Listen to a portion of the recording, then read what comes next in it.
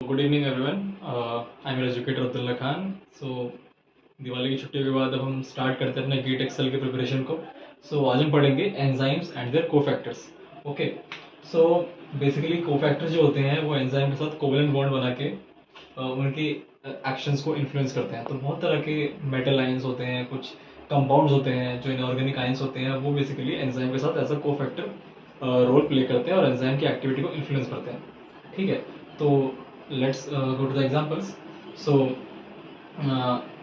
जो DNA polymerase है और हेक्सोकाइनेस, और अपने एक एंजाइम का नाम सुना होगा ग्लूकोज 6 फॉस्फेटेज, उनको कोफैक्टर चाहिए होता है magnesium. Okay, now coming on the second which is urease, उसको इन्फ्लुएंस करने के लिए निकल चाहिए होता है।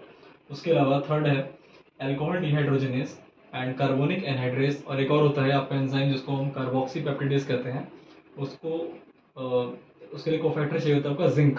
ओके, फोर्थ है हमारा ग्लूटाथियोन पेरोक्सिडेज, जिसको काम करने के लिए सेलेनियम की जरूरत पड़ती है। उसके बाद आते हैं आपका आर्जिनेस, और एक और एंजाइम है सुपर ऑक्साइड डिसम्यूटेस, इसको काम करने के लिए मैंगनीज की जरूरत पड़ती है, मैंगनीज आयन की Mn2+। उसके बाद आते हैं आपके साइटोक्रोम ऑक्सीडेज। इसके अलावा विटामिन सी का ऑक्सीडेज होता है। मोस्टली जो ऑक्सीडेसेस होते हैं उनको काम करने के लिए कॉपर आयन की जरूरत पड़ती है। उसके बाद आते हैं आपके फेरोडॉक्सिन, कैटलेज, पेरोक्सिडेज और हीमोग्लोबिन, जो कि ब्लड का रेड पिगमेंट होता है, उनको काम करने के लिए आयरन के आयंस की जरूरत पड़ती है, लाइक Fe2+ और Fe3+।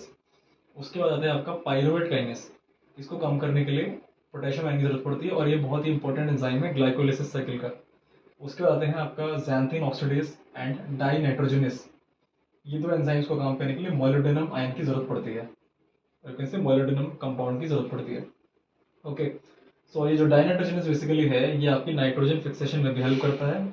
सो आई होप आपको ये चार्ट अच्छे समझ में आया होगा, और आपका जो गेट एग्जाम है उसमें ये मैच द फॉलोइंग के फॉर्म में आ सकता है। सो अच्छे से पढ़िए और